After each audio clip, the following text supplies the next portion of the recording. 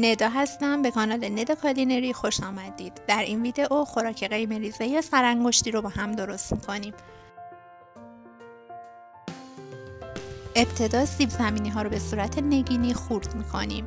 هویج ها رو هم به صورت حلقه های نازک کات میکنیم. سیب زمینی ها رو داخل روغن داغ سرخ میکنیم تا حدی که مغز سیب زمینی ها کاملا پخته بشه.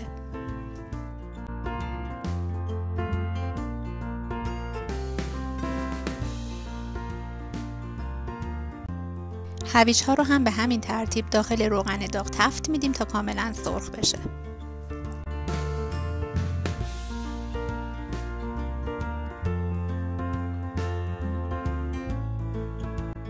یک عدد پیاز نگینی خرد شده رو به همراه زردچوبه داخل روغن سرخ میکنیم و کنار میذاریم.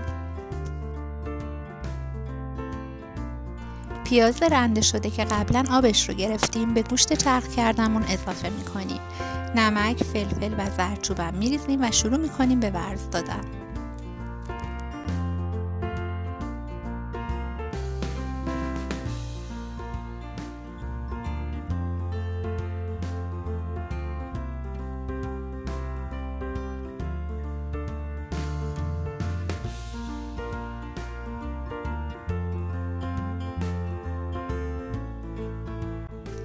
گوشت رو به صورت گلوله های کوچیک درست میکنیم. 3 قاشق سوپ خوری روغن میریزیم و میذاریم بپزه.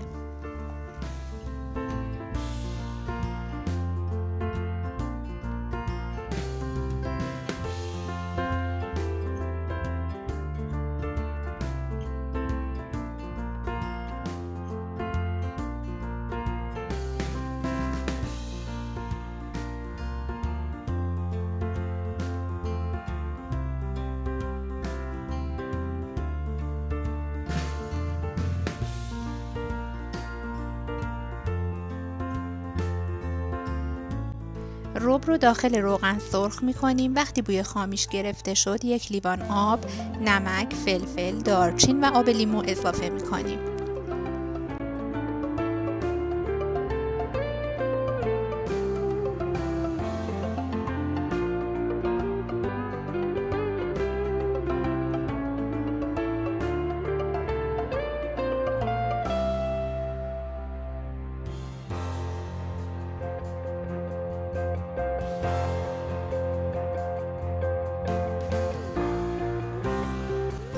بعد از اینکه قلقلی هامون پخته شد، پیازا، نخود فرنگی پخته شده، هویج و سیب زمینی سرخ شده رو میریزیم و کاملا با هم مخلوط میکنیم تا یک دست بشه. سپس سس رو به موادمون اضافه میکنیم.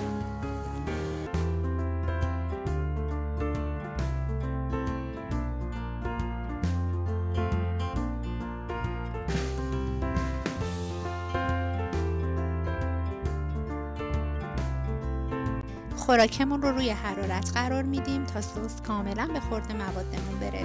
بعد از اینکه آب خوراکمون کشیده شد، زعفران دم کرده اضافه میکنیم.